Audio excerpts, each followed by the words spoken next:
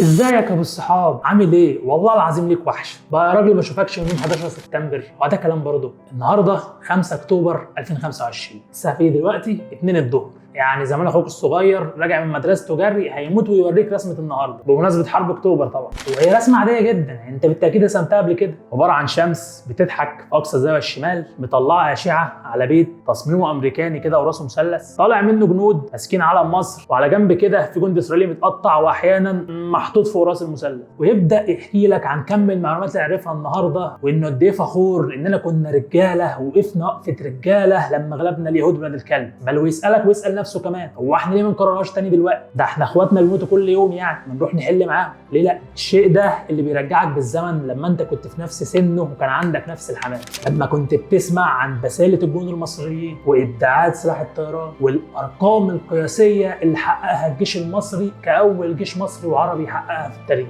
الشيء ده كمان اللي خلاك اول ما ربنا كرمكم ودخلتوا النت بيتكم، اللهم بارك طبعا، حبيت تشوف اي وثائقيات او صور ارشيفيه حقيقيه بتوصف فيها الحرب دي، وحبيت تتعرف على الاشخاص اللي ياما سمعت عنهم حكاوي ونفسك تشوفهم صوت وصوره. وتفاجئ يا ابو الصحاب في عز ما انت بتدور وسط الملاحم التاريخيه المصريه دي بشويه اخبار كده بالاجنبي، واحيانا بتكون مترجمه بتقول ان الاسرائيليين هم اللي فازوا في حرب اكتوبر. الشيء ده اللي يخليك تستغرب جدا، هو ازاي اصلا حرب واحده كل طرف فيها شايف ان هو الكسبان؟ هو مش الطبيعي الحرب بيكون فيها طرف منتصر وطرف مش منتصر لا مؤاخذه يعني؟ فعشان نقدر نفهم السرديه دي جت منين محتاجين نرجع ورا شويه لسنه 48 وقت اعلان دوله الكيان على الاراضي المحتله.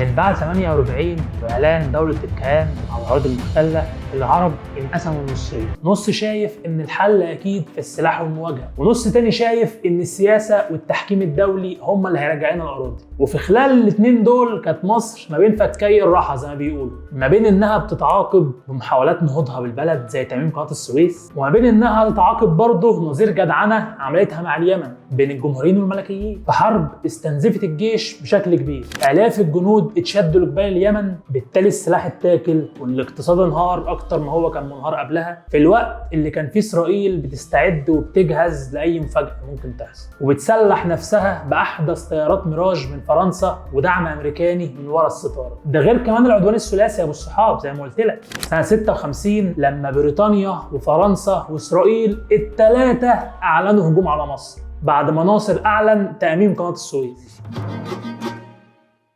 باسم الامه رئيس الجمهوريه ماده 1 تؤمم الشركه العالميه لقناه السويس البحريه شركه مساهمه مصريه. عسكريا مصر اتضغطت جامد، ولكن سياسيا بعد تدخل امريكا والاتحاد السوفيتي لاسبابهم الخاصه طبعا، محدش بيتجادل على الفاضي يعني، الثلاثه اعلنوا انسحابهم من العدوان ده. الشيء ده ادى لجمال عبد الناصر مكانه رهيبه قوي وسط كل الناس، بل والشعب العربي كله كمان، حرفيا بقى بطل قومي. والشعب كله كان فاكر ان بعد 56 مصر بقى ليها كلمه مسموعه على كل الدول، بل وانها كمان لو دخلت حرب مع اسرائيل هترميهم في البحر زي ما عبد الناصر قال. بس الحقيقه ان كان العكس تماما، والمفاجأة اللي حصلت في 67 قلبت كل التصورات اللي قلتها لك دي في كارثة عمر ما حد كان هيتخيلها. 5 يونيو 1967 كان بمثابة زلزال على الدولة المصرية والوطن العربي كله. الطيارات الإسرائيلية طلعت فجأة تضرب كل الطيارات المصرية وهي على الأرض، يعني لسه ما طارتش حتى، بتتحول ممرات الطائرات لمقابر طيارات حرفيا. وفي ساعات قليله سلاح الجو المصري اتشال تماما من المعادله، وفي خلال 6 ايام بس، وافتكر معايا رقم 6 ده كويس هنحتاجه بعدين، اسرائيل كملت في عدوانها ودخلت سيناء وسيطرت على الجولان والضفه الغربيه. حزن بيسود على كل شوارع مصر، فقدان رسمي للثقه من الشعب المصري تجاه الجنود. الشعب اللي كان فاكر انه هيطوق الجيش الاسرائيلي ويرميه في البحر زي ما عبد الناصر قال، فجأة بقى راجع بخيبة أمل كبيرة قوي. وقتها طلع رئيس الجمهورية جمال عبد الناصر في خطاب مشهور قوي لكل الناس، واعلن فيه مسؤوليته الكاملة عن النكسة اللي حصلت دي، بل واعلن كمان انه هيتنحى عن المشهد السياسي تماما ويرجع تاني لصف الجمهور.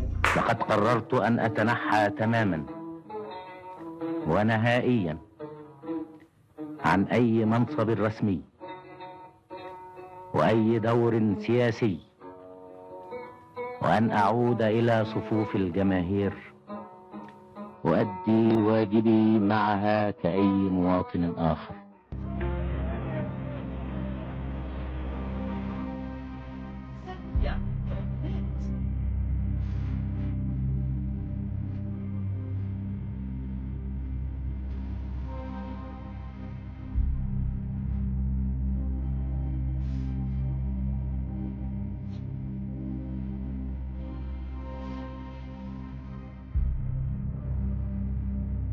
ثم تعال تدعي لي وتسلم علي.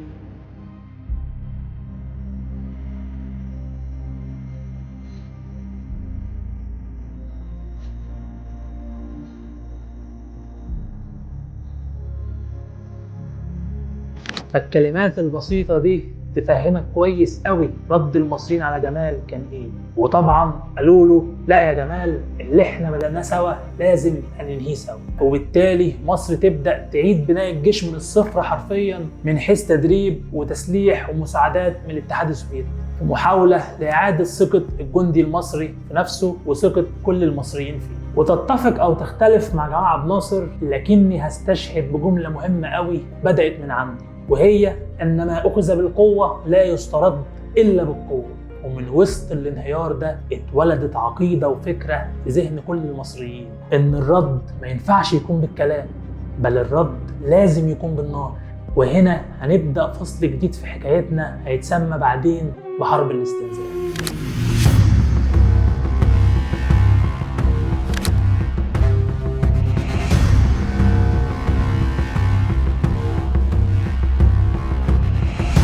شوف يا ابو الصحاب، بعد النكسه كل الدول كانت شايفه ان مصر هتسكت وتلم نفسها وترضى بالامر الواقع، بس لا، مصر دخلت في حاجه اتسمت بعدين بحرب الاستنزاف.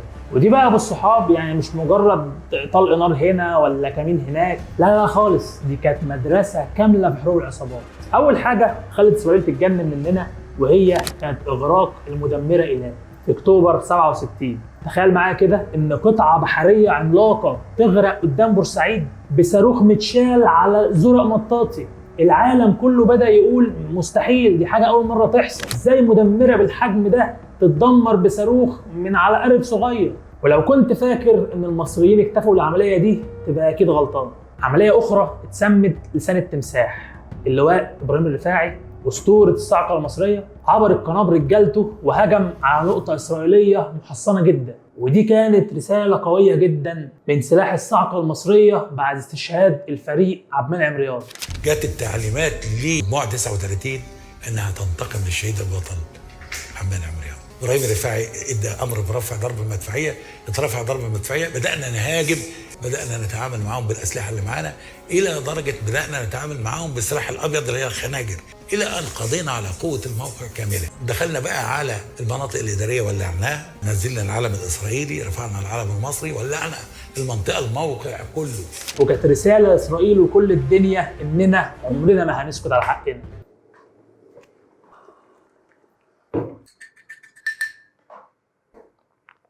الدنيا ما وقفتش لحد هنا، اتوالت عمليات كتير جدا من 67 لحد سنة 70 اما حصل وقف اطلاق نار بضغط امريكي سوفيتي منعا تتطور الحرب مرة اخرى بين البلدين. وده اللي كان خلى موشي ديان وزير الدفاع الاسرائيلي يقول ان المصريين اصبحوا اكثر جرأة، انهم يقتربون اكثر فاكثر، وهذا ما يغير من طبيعة الحرب. يعني يا ابو الصحاب، حرب الاستنزاف دي رغم انها كانت حاجة صغيرة بس كانت عاملة زي الناموسة كده بالنسبة لاسرائيل. فعلا صغيره بس مش هتخليك تنام، هتخليك دايما مضطرب ومتوتر ومش عارف الضربه جايه منين. لكن كمان ده خلى نوعا ما ان اسرائيل تفهم ان مصدر خطوره المصري الوحيد هي العمليات اللي شبه دي، بمعنى اخر ان ده اخر ما حدش فينا هيفكر يعبر ولا يرجع الارض ولا حاجه، احنا هنفضل نضرب ونجري كده على طول. فعشان يريحوا دماغهم يقرر يمنع العبور تماما ويخلصهم من صداع الهجمات دي. الضابط الاسرائيلي من اصل نمساوي حايم بارليه، واللي اتسمى على اسمه حائط الامان بعدين، كواحد من اكبر واضخم التحصينات العسكريه في التاريخ، واللي موشي ديان وزير الدفاع نفسه قال عليه ان الخط ده محتاج مهندسين امريكان وسوفيت في نفس الوقت عشان بس يقدروا يهدموه. لكن انت عارف طبعا ابو الصحاب يعني ان المصري معروف بجبروته وقوته، ومهما كانت صعوبه الحدث يشد نفس من السيجاره بتاعته وياخد بق من الشاي. هتصرف. الله يكون في ميدان لبنان، هنروح.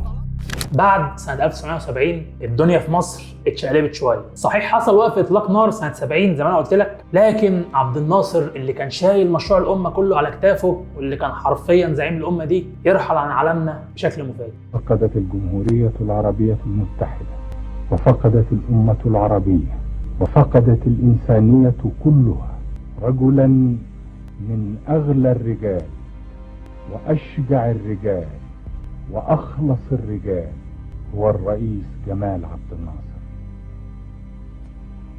الذي جاد بأنفاسه الأخيرة في الساعة 6:15 من مساء اليوم الموافق 28 سبتمبر سنة 1970. والكرسي يروح لنائب الرئيس وقتها محمد أنور السادات، الراجل اللي حتى الصحافة في مصر كانت بتقول عليه إن هو رئيس مؤقت أو رجل تاني. بس المفاجأة اللي ما كانش أي حد متوقعها، اللي كانوا فاكرينه مجرد ظل الرئيس ولا رجل تاني، يطلع هو أذكى واحد في الأوضة. وبالدليل قبل سفرات الحرب أو حتى نية الحرب على إسرائيل حصلت من الراجل ده شوية مواقف كده تثبت لك قد إيه هو عقلية عسكرية فذة، وإن ده مش راجل هيندفع بالعاطفة أو الشعارات، بل بالعكس ده كان بيلعبها خرصة. مثلا 1972 وعلى غير المتوقع يعلن طرد الخبراء العسكريين السوفيت. الناس وقتها استغربت جدا، وكمان اسرائيل قرتها كأن السادات بيتخلى عن عمود سلاحه الاساسي، وده اللي خلى المخاوف عن تل ابيب تقل تدريجيا. ولكن دي كانت مصيدة ذكية جدا من محمد أنور السادات. السادات شال اي دليل واضح يربط علاقته بموسكو، وخلى ان القرار يبان انه مصري مستقل 100%، وده قلل كتير قوي من شكوك المتابعين الغرب في كون ان السادات هيحارب اصلا. في نفس الوقت الراجل ده على المنابر الدوليه كان دايما بيطلع بوش الراجل اللي عايز يحلها بالسلام. في نفس الوقت في السر كان الجيش بيتحضر، خليط كده من الدبلوماسيه والدهاء العسكري، لدرجه ان كان بيطلع مظاهرات من قلب مصر ضده من طلبه الجامعات بسبب ان هو تقاعس عن الحرب. وكل سنه حرفيا كان يقول ان السنه الجايه دي هي عامل حسن، حاجه كده زي عايزين نفطر يوم مع بعض يعني، ولا انتوا بتفطروا ولا سادات بيحارب. والحركات دي كمان ما وقفتش لحد هنا، خدعه اسمها الالعاب العسكريه. قبل الحرب بشهور قليله الجيش كان بينظم تدريبات على خط القناه، واتسمت بعدين بالتحركات الروتينيه كانها بروفا عسكريه عاديه جدا. على الجانب الاخر الاسرائيلي اتعود وشاف المشهد ده كتير، وبقى فاكر دايما ان دول ناس بتتدرب عادي، مفيش حركه هتحصل منهم. الشيء اللي خلاهم فقدوا الحساسيه تجاه وجود المصريين في المكان ده، او حتى تجاه اي تجهيزات بتحصل من الطرف المصري، وده كان بالظبط اللي السادات محتاجه. في كمان حركه شعبيه الناس كلها فاكراها، الموضوع ده مشهور يعني عامه، اكدت نفس اللعبه دي، وهي تسريح جنود قضوا وقت طويل قوي في الخدمه قبل الحرب باسابيع قليله. في روايات كمان اتقالت ان هم راحوا يقضوا مناسك العمره او ان هم راحوا يطمنوا على اهلهم. ودي بقى حاجه خدتها اسرائيل ان السادات بيتخلى عن جنوده، بل وبيضعف قوته كمان، فيها معناه ان مفيش اي نيه للقتال، فارتاحوا وحطوا ببطنكم وبالتخاصيل. وبالطبع اخر لعبه واهمهم فيهم كلهم هو اختيار وقت العبور نفسه، اللي كان برضه جزء من الخطه. 6 اكتوبر عيد الغفران عند الاسرائيليين، واجازه رسميه، ويوم في شهر رمضان يوم 10. ومش كده وبس، لا والله، ساعه الهجوم كمان اللي هي لا ليل ولا فجر. اختاروا وقت حرفيا مش مناسب لاي حاجه غير انك تلعب سان داونز في بريتوريا، وده مش افيه والله يا ابو الصحاب، هو بجد اختيار التوقيت ده عشان الشمس تكون متعامده على وجه جنود اسرائيليين. الله يمسيه بالخير ريني فايلر الرجل الحرب والسلام. التوقيت ده كمان ضرب اكتر من هدف عند الاسرائيليين، جنود اسرائيليين مش في موقعهم ولا في حاله تاهب او استعداد حتى الحرب. ورغم كل اللعبات السياسيه والدبلوماسيه دي، السادات نفسه كان فاهم ان المعادله بسيطه، وياخد من جمال ويكمل ان اللي اخذ بالقوه لا يسترد الا بالقوه. الفرق بس انه ما كانش عايزها حرب غشيمه زي 67، كان عايز حرب مدروسه ومحسوبه في كل تفاصيلها. فتلاقي انه فتح خطوط دبلوماسيه مع امريكا، حسن الامدادات والتسليح، بل وان كمان الجيش المصري عمل تعديلات على اسلحه سوفيتيه قديمه عشان تقابل الاسلحه الجديده. ودي حاجه لعلمك يا ابو الصحاب مش سهله، يعني شبه مستحيله، لدرجه ان السوفيت نفسهم اتفاجئوا جدا من التعديلات دي. ومواضيع كتيره تانية تظهر مدى براعه الجندي المصري، لكن في سياقات تانية عشان وقتك برضه. كمان في داخل الجيش ظهر دور العقل المدبر في الفريق سعد الدين الشاذلي، الراجل المؤرخين وصفوه بعد كده كأمهر عقلية حربية في القرن العشرين، والخطة بتاعته كانت عملية واضحة، اللي هي خطة المآذن العالية، اللي هي خطة محدودة وترمي إلى عبور قناة السويس وتدمير خط بارليف والتمركز 10-12 كيلو شرق القناة. وعشان نقدر ننفذ المخطط ده أصلا كان في عائق كده كلمتك عنه من شوية، وهو خط بارليف. فكان في راجل قليل قوي اللي يعرف اسمه بين الناس، لكنه ذو شأن كبير جدا في عقلية كل أفراد الجيش، اللواء المهندس باقي زكي يوسف. مهندس عسكري اشتغل في مشاريع كتير جدا، من أهمهم السد العالي. الراجل ده شاف المشكلة من منظور بسيط لكنه عبقري. خط بارليف المنيع ده مش مجرد خرسانة، ده في الأساس عبارة عن ركام رملي ضخم متراكم فوق بعضه، فلو عرفنا نحرك الرمل ده بالتأكيد هنقدر نخلق ثغرات ما بين الخط ده. فهو فكر في حاجة، إن إحنا ليه أصلا نحاول نهد الساتر بالقنابل والدبابات وناخد خسائر كبيرة في سكتنا، أما ممكن نعمل الساتر نفس معاملة أي ركام ترابي ضخم زي اللي قبله في مشروع السد بالظبط. فبكل بساطة هي مضخات مية كبيرة تخلق تيارات مية مركزة تؤدي التيارات دي لتعرية وتجريف الساتر الترابي، ومن ثم فتح ثغرات فيه. الثغرات دي هي اللي سمحت للجنود والزوارق المطاطية إنها تعبر القناة بالفعل. يعني بالمختصر المفيد بالصحاب، خط بارليف ده اللي قالوا لك عليه إن هو ما يتهزش اتغسل حرفيا، وبعد الغسيل معروف بتيجي المكوى على طول. فانتقل معاك يا ابو الصحاب للمشهد الأخير والأهم في حلقتنا دي، بس هاخد بق شاي. يا ريت انت كمان يا ابو الصحاب تعمل لك حاجه تشربها عشان احنا يعني طولين شويه، حقك عليا والله. وانزل كده تحت اعمل لي سبسكرايب، يعني انا قدامي احصائيه مش جدعه بصراحه خالص، بتقول يا ابو الصحاب ان في 93% من اللي بيشوفوا الفيديوهات مش مشتركين. يعني انا فيديوهاتي تخش هندسه مستريح مرحله اولى، فانت ظبطت يا ابو الصحاب مش كده يعني. 6 أكتوبر 1973 في تمام الساعة 2 الظهر، الطيارات المصرية طلعت وطارت على مستوى منخفض جدا، لدرجة إن الطيارين كانوا بيقولوا إننا شايفين جيش العدو بعينينا دي. وفي 53 دقيقة بس تتضرب مواقع القيادة والرادار في سيناء، وعلى طول الجنود المصريين عبروا القناة بعد ما خلقوا ثغرات في خط بارليف زي ما حكيت لك. وهنا هتسمع صوت الشاعر الفلسطيني محمود درويش وهو بيقول: على هذه الأرض ما يستحق الحياة. جملة تبان بسيطة، ولكن هي ماشية وممزوجة مع صرخات الله أكبر اللي الجنود قالوها كانت بمثابة رعب لكل إسرائيلي، قنبلة نفسية قبل ما تكون رصاصة طالعة من بندقية. ورفعنا العدو. إن التاريخ العسكري سوف يتوقف طويلا بالفحص والدرس أمام عملية يوم 6 أكتوبر سنة 73، حين تمكنت القوات المسلحة المصرية من اقتحام مانع قناة السويس الصعب واجتياح خط بارليف المنيع وإقامة رؤوس جسور لها على الضفة الشرقية من القناة، بعد أن أفقدت العدو توازنه كما قلت في 6 ساعات. بس الحرب يا الصحاب مش فيلم قصير بينتهي عند اول مشهد بطولي. اسرائيل برضه ما كانش عندها نيه انها تسلم بسهوله، رجعوا بكل قوتهم على منطقه بتتسمى بالمزرعه الصينيه، منطقه في شرق قناه السويس. الاسم يبان لطيف، لكن اللي حصل هناك كان حرفيا مجزره ومعركه داميه دامت لساعات كتير، وجها لوجه، دبابات قدام دبابات وجنود قدام جنود، عمالين بيولعوا في بعض.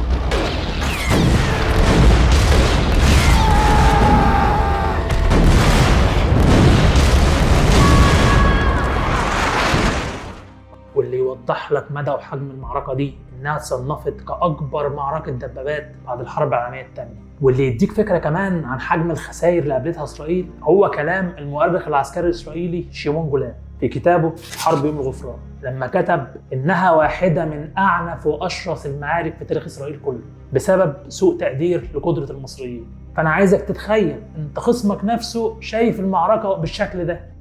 I said from here we are not going to get out alive. وشايف ان المعركة دي ما تتنسيش. وبالفعل الخسائر في الجبهة الإسرائيلية كانت فادحة، وبان في اليوم ده بشكل واقعي بسالة الجندي المصري عند المواجهة. لكن الحرب برضه ما بتمشيش بالبسالة بس. أرييل شارون لواء مدرعة في الجيش الإسرائيلي واللي أصبح رئيس وزراء فيما بعد لعبها لعبة مختلفة تماما. لقى نقطة ضعف بين الجيشين الثاني والثالث المصري وفتح منها ثغرة اتسمت بعدها بثغرة الدفرسوار. عبر بقواته غرب القناة وبدأ يهدد خطوط الجيش الثالث المصري. هنا المعركة خدت منعطف جديد عن اللي أنا عمال أحكي لك فيه، وإسرائيل حست إنها لقت مساحة جديدة تقدر تستعيد بها توازنها في الحرب دي. في الوقت اللي الدبابات بتتزاحم والقتلى عمالة تزيد وتقع على التراب، التليفونات في نيويورك وموسكو شغالة ليل نهار لحد ما يطلع قرار مجلس الأمن رقم 338 بوقف إطلاق النار وانسحاب إسرائيل من الأراضي المحتلة. الشيء اللي أكيد خد وقت شوية عشان يتنفذ، لكنه تم في الآخر وقف إطلاق النيران بين البلدين. وبعد ما تم وقف إطلاق النيران ابتدت معارك بس من نوع تاني، وهي معارك سياسية. أمريكا دخلت على الخط بهنري كيسنجر، دبلوماسي أمريكي وأصبح وزير خارجية بعدين، اللي عمل حاجة اتسمت دبلوماسية الترحال. كان بيلف بين القاهرة وتل أبيب ويطلع باتفاقات لفك الاشتباك. الأولى كانت سنة 74 والثانية كانت سنة 75. والاتفاقيتين دول اللي وقفوا الحرب بشكل كبير ورجعوا جزء كبير جدا من سيناء. لكن القفزة الحقيقية جت سنة 77 لما السادات قلب الطاولة على الكل وقال أنا مستعد أروح لآخر الدنيا بل إلى الكنيسة ذاته لأجل السلام. بس الكلمة دي ما كانتش مجرد شعارات، لأن السادات بالفعل راح القدس بعدها وخطب فعلا في الكنيسة في مشهد غير مجرى التاريخ. ومن هنا اتولدت مفاوضات كامب ديفيد سنة 78 مع كارتر وبيجن، وبعدها معاهدة السلام سنة 79. وبموجب المعاهدة دي إسرائيل انسحبت على مراحل من جوه سيناء لحد يوم 25 إبريل سنة 1982 لما اترفع العلم المصري على آخر نقطة في سيناء. فضلت بس منطقة اسمها طابة كانت محل خلاف بين مصر والكيان لحد ما التحكيم الدولي اتدخل والحكم جه لصالح مصر سنة 89. في التاريخ ده اترفع العلم المصري على مدينة طابة ورجع آخر شبر من أرض سيناء في عهد الرئيس الراحل وصاحب الضربة الجوية الأولى محمد حسني مبارك. هنوصل دلوقتي يا ابو الصحاب لوقت الإجابة على السؤال اللي سألته لنفسك في أول حلقة، هو كده برضو مين اللي كسب الحرب؟ يعني مش فاهم. هجاوب عليك بس هاخد بق شاي. شاي برد. الرؤية المصرية بتشوف إن بالتأكيد مصر انتصرت وحققت المطلوب منها، لأنه بالفعل أول مرة 67 يعبر القناة ويرفع العلم فوق الضفة الشرقية وينهي أسطورة الجيش الذي لا يقهر. مصر كانت عايزة ترجع الكرامة والأرض وقدرت تعمل ده فعلا بالقوة ثم بالمفاوضات. أما جانب الكيان فهو شايف إن هو اللي انتصر في الحرب دي، لأنه بعد الصدمة اللي خدها في الأول يوم 6 أكتوبر قدر إنه يفتح ثغرة يطوق بيها الجيش الثالث الميداني كله ويطلع يقول للعالم إن إحنا رجعنا توازننا بعد ما كنا في الأول اتخضينا. وكان في مقدورنا إننا نوصل لأعمق نقطة جوه مصر لولا تدخل السوفييت والأمريكان لما وقفوا إطلاق النار. لكن المعنى الأعمق إن النصر الحقيقي ما كانش عسكري بس، النصر الأكبر كان نصر نفسي لكل جندي مصري وعودة الأرض وكل شبر لأصحابها من تاني. الجندي المصري اللي عاش مرارة 67 حس لأول مرة إنه قادر يقف على رجليه، والجندي الإسرائيلي اكتشف لأول مرة إنه مش محصن في المنطقة دي، يعني ما يريحش دماغه قوي، ممكن يتهز برضه عادي. وما بين هنا وهنا اتفتح باب المفاوضات والسلام وإقامة علاقات دبلوماسية لحد وقتنا هذا. هنشوف إن من أول عبور 6 أكتوبر 73 لحد رفع العلم على أرض طابة 89 رحلة صعبة وطويلة قوي على كل المصريين، بدأت بالبندقية وانتهت بالألم.